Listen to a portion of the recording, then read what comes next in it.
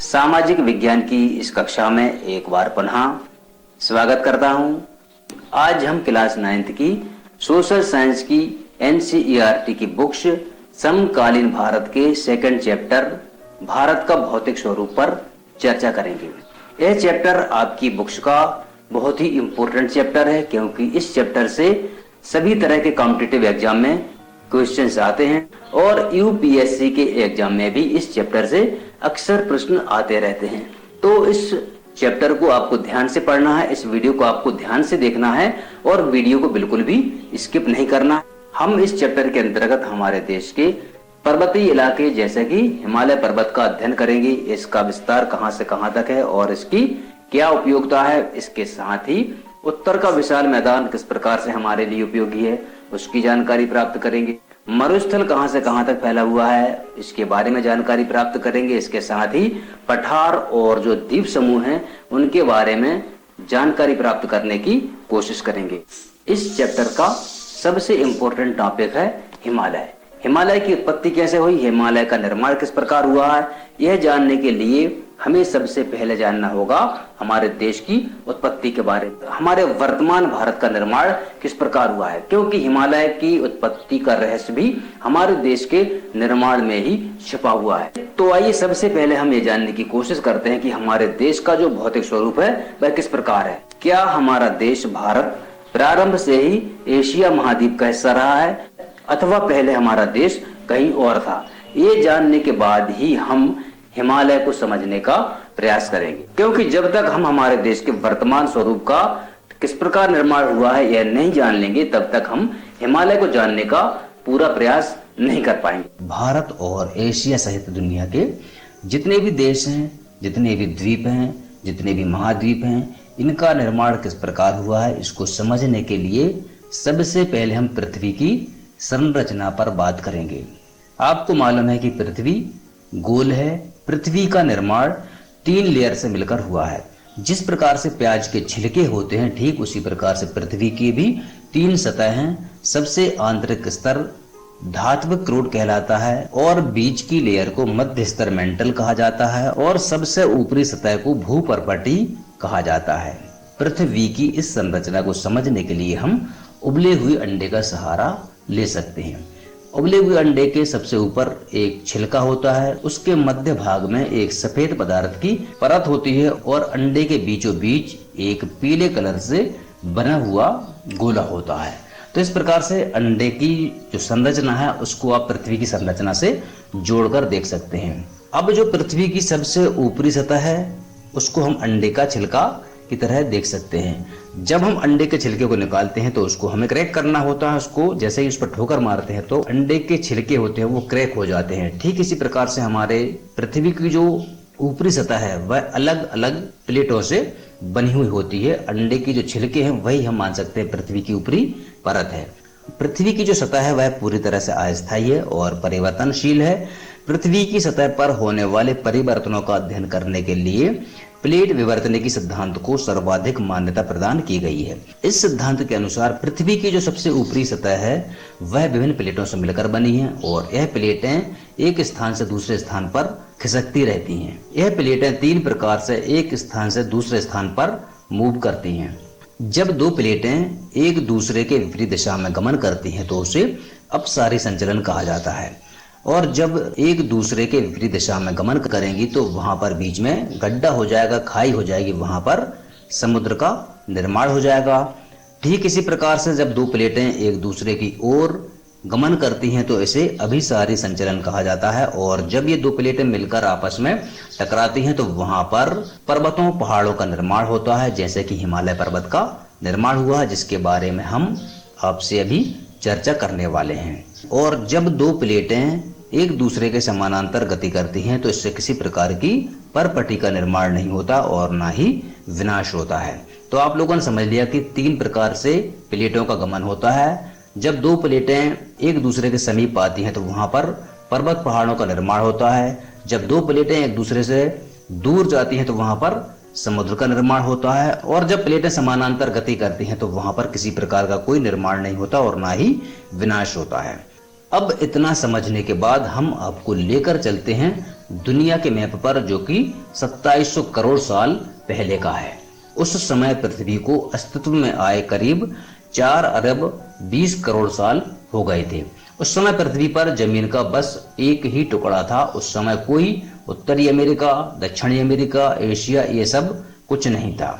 बस केवल एक ही जमीन का टुकड़ा था, जिसका क्षेत्रफल आज के सभी देशों के क्षेत्रफल के जोड़ के बराबर था। हमारे आज के विद्वानों ने उस समय के जमीन के टुकड़े को पेंजिया नाम दिया है, लेकिन समय के साथ ये जमीन का टुकड़ा 2 भागों में बंटना शुरू हो गया। वैज्ञानिकों के अनुसार इसका कारण जमीन के नीचे कुछ ज्वालामुखी क्रियाएं थी, जिनके कारण यह लैंड 2 भागों में बंट गया।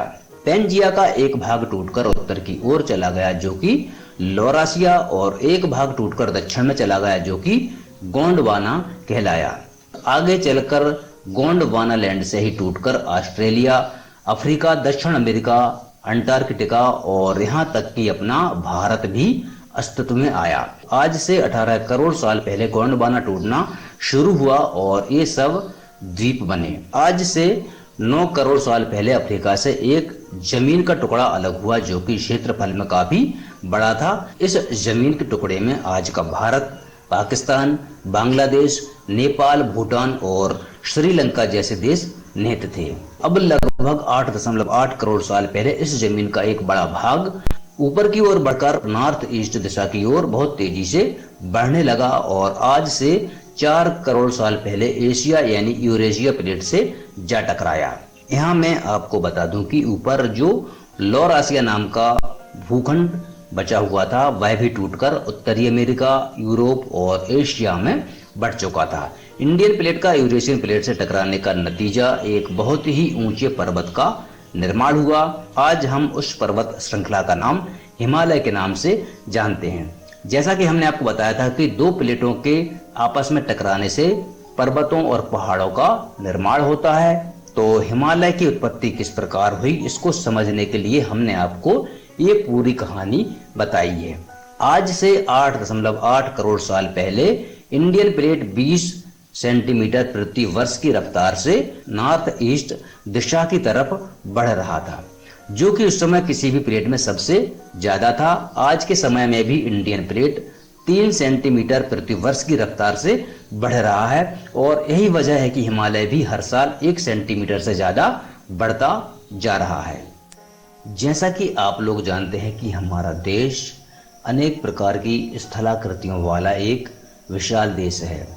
जिस प्रकार से हमारे देश में धर्म, संस्कृति, भाषा आदि में अंतर पाया जाता है, ठीक इसी प्रकार से हमारे देश की भू आकृतियों में भी पूरे देश में अंतर देखने को मिलता है। कहीं पर ऊंचे ऊंचे पहाड़ हैं, तो कहीं पर विशाल मैदान हैं, तो कहीं पर पठार हैं, तो कहीं पर द्वीप समूह हैं। हमारे देश में भूमि में बहुत अधिक भौतिक विभिन्नताएं देखने को मिलती हैं। भूगर्भीय तौर पर देखा जाए तो प्रायद्वीपीय पठार पृथ्वी की सतह का प्राचीनतम भाग है। इसे भूमि का एक बहुत ही स्थिर भाग माना जाता था और ऐसा माना जाता था कि इसमें परिवर्तन नहीं होते, परंतु हाल में आए भूकंपों ने इस धारणा को गलत साबित किया है। हिमालय और उत्तरी मैदान हाल में बनी स्थलाकृतियां हैं। भूगर्भ वैज्ञानिकों के अनुसार हिमालय पर्वत एक अस्थिर भाग है। हिमालय की पूरी पर्वत श्रृंखला एक युवा स्थलाकृति को दर्शाती है, जिसमें ऊंचे ऊंचे शिखर हैं, गहरी गहरी घाटियां हैं और तेज बहने वाली नदियां हैं। उत्तरी मैदान की बात करें तो उत्तरी मैदान जलोढ़ निक्षेपों से बना है और प्रायद्वीपीय पठार की बात करें तो यह आग्नेय और रूपांतरित शैलों वाली कम ऊंची पहाड़ियों और चौड़ी घाटियों से बना है। मुख्य भौगोलिक वितरण की बात करें तो हमारे देश को 6 मेजर फिजियोग्राफिक डिविजन्स में बांटा गया है। इनमें सबसे पहला है हिमालय पर्वत श्रृंखला। हिमालय पर्वत श्रृंखला ब्रह्मपुत्र नदी जो कि पूर्व में स्थित है, यहाँ से लेकर के पश्चिम में सिंधु नदी तक फैला हुआ है, जो कि अर्धगोलाकार में या धनुष के आकार में है। इसके बाद बात करते हैं उत्तरी मैदान की, तो हिमालय पर्वत से लगा हुआ हिमालय के दक्षिण में जो मैदान है वह उत्तर का मैदान कहलाता है। यहाँ पर अनेक नदियां हैं जो उत्तरी मैदान का निर्माण करती हैं। इसके बाद इसी से लगा हुआ जो आप एरिया देख रहे हैं, यह पूरा एरिया प्रायद्वीपीय पठार कहलाता है। और इसके बाद बात करते हैं हम मरुस्थल की, तो मरुस्थल यहाँ पर गुजरात और राजस्थान तक फैला हुआ है। तटीय मैदान की बात करें तो यहाँ पर जो पश्चिम का मैदान है और यह है पूर्वी तटीय मैदान, इन दोनों मैदानों को तटीय मैदान कहा जाता है। और अगला है द्वीप समूह, तो लक्षद्वीप समूह यहाँ पर है और अंडमान निकोबार द्वीप समूह यहाँ पर है। तो इस तरह से पूरे 6 वर्गों में हमारे देश की भौतिक संरचना को, भू आकृतियों को विभाजित किया गया है। हम इस वीडियो में इन्हीं सब पर विस्तार से चर्चा करेंगे। सबसे पहले हम बात करेंगे हिमालय पर्वत की, द हिमालय माउंटेन्स। हमारे देश के उत्तरी सीमा पर विस्तृत हिमालय भूगर्भीय रूप से युवा एवं बनावट के दृष्टिकोण से वलित पर्वत श्रृंखला है। अब यहाँ पर एक बात आई है कि युवा और बनावट के दृष्टिकोण से वलित पर्वत श्रृंखला क्यों है। हमने आपको बताया था कि हिमालय का निर्माण किस प्रकार से हुआ है। आज से करोड़ों वर्ष पहले पृथ्वी पर सिर्फ एक ही भूमि का टुकड़ा था जिसको पेंजिया कहा जाता था। धीरे धीरे उस भूमि के 2 टुकड़े हो गए और एक टुकड़ा उत्तर की ओर बढ़ गया जिसको लौरासिया या अंगारा लैंड के नाम से जाना जाता है, और दूसरा टुकड़ा दक्षिण की ओर खिसक गया जिसको गोंडवाना लैंड के नाम से जाना जाता है। आगे चलकर गोंडवाना लैंड से भी कुछ भूमि के टुकड़े अलग अलग हो गए। इन्हीं में से एक टुकड़ा था अफ्रीका। अफ्रीका की भूमि से एक भूमि का टुकड़ा अलग हुआ और यह धीरे धीरे इस ओर जाने लगा। ये कौन सी दिशा है, यहाँ पर आप देखेंगे ये उत्तर दिशा है और ये है पूर्व दिशा। तो ये उत्तर पूर्व की ओर यह भूमि का टुकड़ा खिसकने लगा और यहाँ पर पहले से ही एक यूरेशियन प्लेट थी और इन दोनों के बीच में था टेथिस सागर। इस तरह से हमारे देश के पूर्व में भी बंगाल की खाड़ी यहाँ पर है, इस तरफ है अरब सागर है, दक्षिण में हिंद महासागर है। ठीक इसी प्रकार से यहाँ पर एक टेथिस सागर हुआ करता था। धीरे धीरे यह भूमि यहाँ पर खिसकती गई और यहाँ पर जो सागर था वह समाप्त हो गया। सागर समाप्त कैसे हो गया, आपको मालूम होगा कि नदियों का प्रवाह हमेशा समुद्र की ओर होता है कि जब नदियां पहाड़ों से बहकर आती हैं तो अपने साथ में मिट्टी, मलबा, बालू और अनेक तरह के अवसाद लेकर आती हैं। तो यूरेशियन प्लेट की तरफ से आने वाली नदियां इस तरफ आ रही थी और इधर की नदियां इधर को जा रही थी। तो इन नदियों के माध्यम से जो कंकड़ पत्थर थे, मलबा था, वह यहाँ पर आता गया और धीरे धीरे टेथिस सागर में मलबा जमा होने लगा। और जब धीरे धीरे मलबा यहाँ पर जम गया तो यहाँ पर टेथिस सागर समाप्त हो गया और धीरे धीरे प्लेट भी इस तरफ को बढ़ रही थी। तो इस तरह से जो मलबा था वह ऊपर की ओर उठता गया। अब यहाँ पर जो टेथिस सागर था वह धीरे धीरे पूरा समाप्त होता गया और इसी टेथिस सागर पर बना है हिमालय पर्वत और इसी टेथिस सागर पर निर्माण हुआ है हमारे उत्तर के मैदान का, जो कि इस तरफ का आप इलाका देख रहे हैं। तो इस तरह से जो हमारे देश का उत्तरी मैदान है और हिमालय पर्वत है, यह पूरी तरह से टेथिस सागर में बना हुआ है। और वर्तमान की बात करें तो जो इंडियन प्लेट है यह अभी भी इस ओर खिसकती जा रही है। तो धीरे धीरे इस प्रकार से इस पहाड़ का निर्माण हुआ है।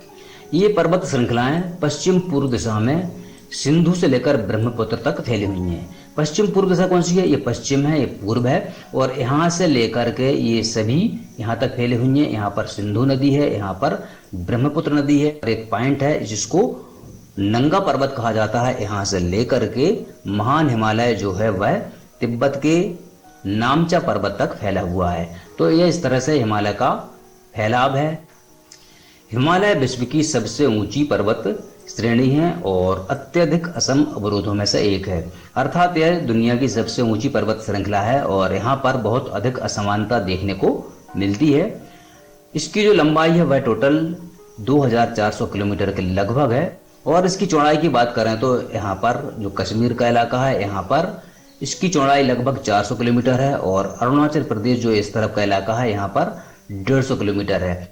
अब आप सोच रहे होंगे कि इसकी चौड़ाई में इतना अंतर क्यों है, तो हो सकता है कि जो इंडियन प्लेट यूरेशियन प्लेट से टकराई है वह इस तरफ इसका प्रेशर ज्यादा रहा हो तो यह हिस्सा ज्यादा दब गया और ज्यादा ऊपर की ओर उठ गया, जबकि यह हिस्सा यहाँ पर कम दबाव पड़ा हो तो यह थोड़ा सा फैल गया है और इसकी ऊंचाई कम है।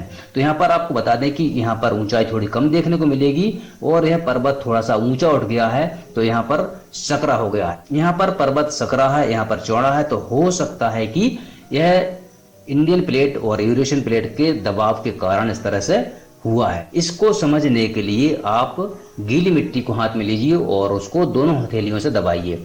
जिस जगह पर आप ज़्यादा प्रेशर देंगे वहां पर आप देखेंगे कि मिट्टी ज़्यादा ऊंची उठ गई है और वहां पर सकरी हो जाएगी, और जहां पर प्रेशर कम रहेगा वहां पर मिट्टी चौड़ी रहेगी और उसकी ऊंचाई कम हो।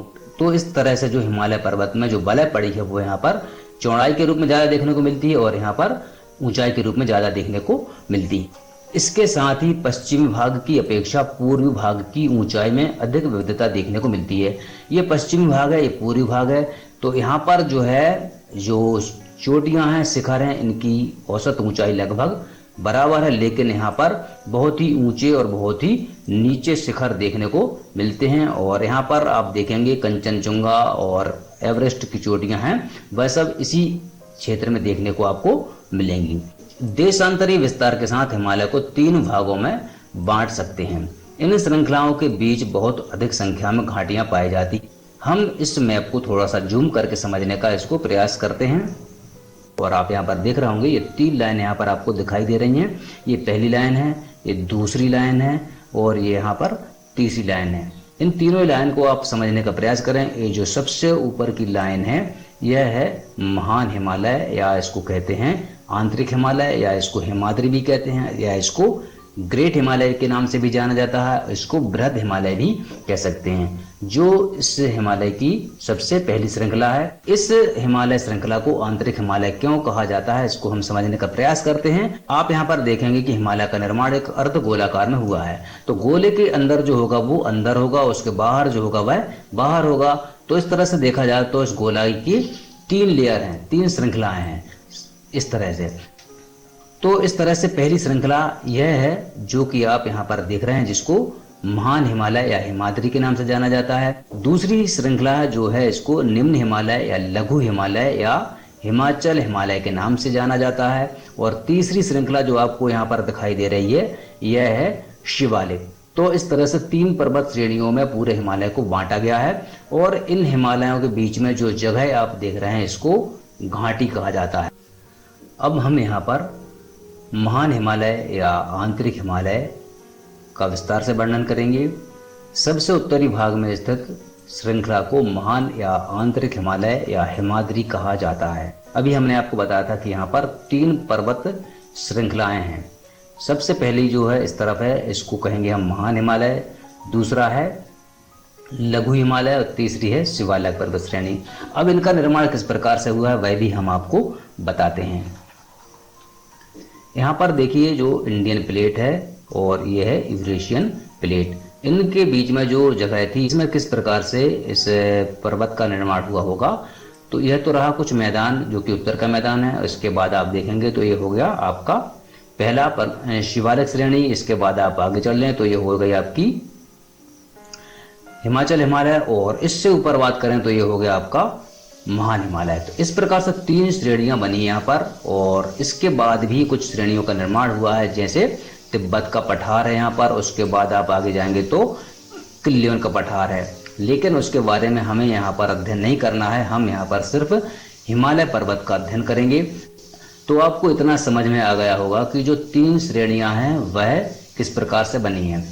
तो जो सबसे उत्तर की ओर पर्वत श्रेणी है वह सबसे ऊंची है। उसके बाद जो दक्षिण की ओर श्रेणी है वह उससे कुछ छोटी है। और उसके बाद जो सबसे बाहरी इलाका है यहाँ पर जो शिवालिक श्रेणी है वह बहुत ही नीची है। अब हम यहाँ पर बात कर रहे हैं महान हिमालय की।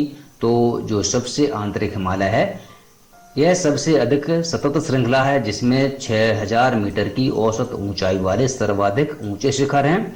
इसमें हिमालय के सभी प्रमुख शिखर हैं। यहाँ पर बहुत सारे शिखर आपको देखने को मिलेंगे। ये सभी शिखर इसी हिमालय पर हैं। और यहाँ पर एक और जो चोटी है वह है केटू, जो कि हिमालय में नहीं आती है। इसके बारे में हम आपको बाद में बताएंगे। महान हिमालय के वलय की प्रकृति असममित है, अर्थात ये सममित नहीं है।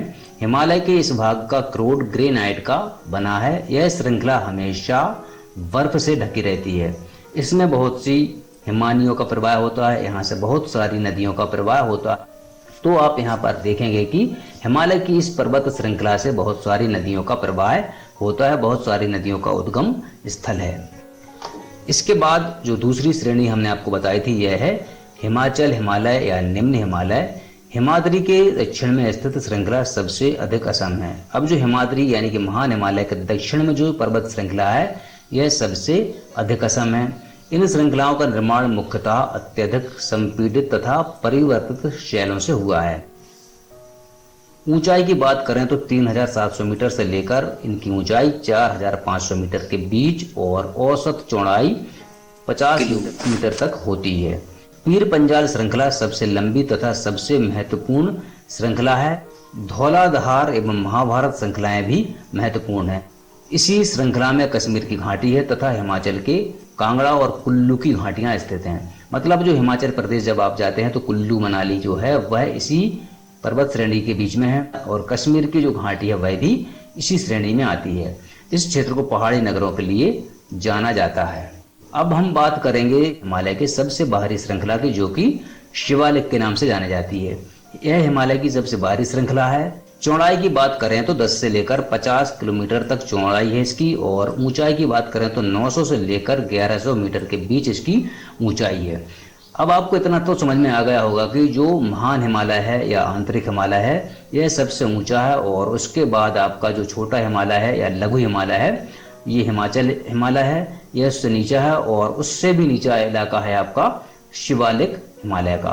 तो इस तरह से ही पर्वत श्रेणियां हैं और उसके बाद जो मैदान है वह है उत्तर का मैदान। तो इस तरह से जब हम हिमालय की ओर जाएंगे तो हमें इस तरह से पहले हमें उत्तर का मैदान, फिर इसके बाद शिवालिक श्रेणियां और इसके पश्चात हमें निम्न हिमालय और उसके बाद हम महान हिमालय तक पहुंचेंगे। तो ये इस तरह से हमारे हिमालय का स्ट्रक्चर है।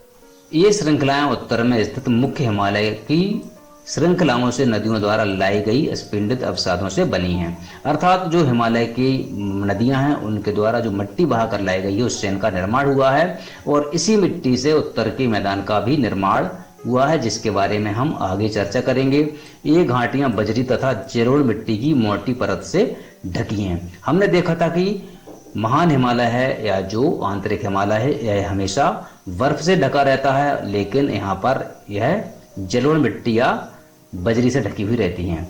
निम्न हिमाचल तथा शिवालिक के बीच में स्थित लंबत घाटी को दून के नाम से जाना जाता है। अब यहाँ पर जो निम्न हिमालय है, कौन सा हिमालय है? नीचे वाला। और शिवालिक के बीच में जो घाटी है इसको, जैसा कि हमने आपको बताया था कि दो पर्वत श्रृंखलाओं के बीच की जो जगह होती है उसको घाटी के नाम से जाना जाता है। और यहाँ पर जो निम्न हिमालय है और शिवालिक के बीच की जो जगह है यहाँ पर दून के नाम से इसको जाना जाता है। यहाँ पर आपने नाम सुने होंगे, देहरादून, पाटली दून, ये सब इसी जगह पर हैं।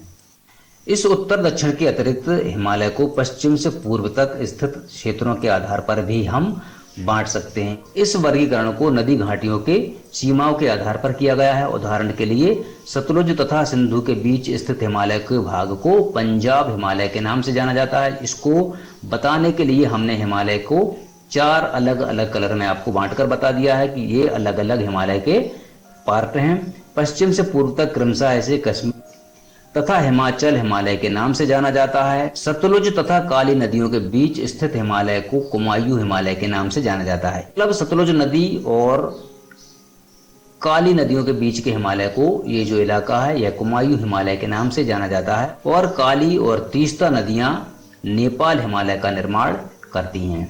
इसके साथ ही तीस्ता और देहांग नदियां असम हिमालय का निर्माण करती हैं, ये असम हिमालय है।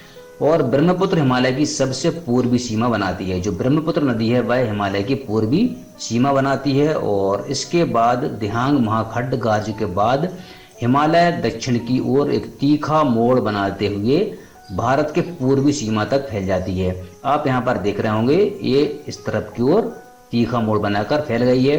अब हम यहाँ पर ये जानेंगे कि गार्ज किसे कहते हैं। गार्ज एक तरह से इस तरह की एक आकृति होती है जो कि पहाड़ों के बीच नदियों द्वारा बनाई जाती है। ये पहाड़ होते हैं, पहाड़ के बीच में जब नदियां बहती हैं तो इस तरह से एक गार्ज बना लेती हैं और अपना बहाव इस तरह से जारी रखती हैं और उनके बीच में जो भी मलबा पत्थर आता है वो सब बहा कर ले जाती हैं और इस तरह से ये समुद्र में जाकर मिल जाती हैं। भारत की पूर्वी सीमा तक फैल जाता है। यहाँ पर जो हिमालय पूर्वी सीमा तक फैला हुआ, इन्हें पूर्वांचल या पूर्वी पहाड़ियों तथा पर्वत श्रृंखलाओं के नाम से जाना जाता है। कौन सा हिमालय? इस तरफ वाला हिमालय। ये पहाड़ियां उत्तर पूर्वी राज्यों से होकर गुजरती हैं तथा मजबूत बलुआ पत्थर जो अब सादी शैल हैं से बनी हैं, एक घने जंगलों से ढकी हैं तथा अधिकतर समानांतर श्रृंखलाओं तथा घाटियों के रूप में फैली हैं। पूर्वांचल में पटकाई, नागा, मिजो तथा मणिपुर पहाड़ियां शामिल हैं, जैसा कि इनके राज्यों के नाम से ही ज्ञात होता है। चलिए अब हम हिमालय के कुछ ऊंचे शिखर की बात करते हैं।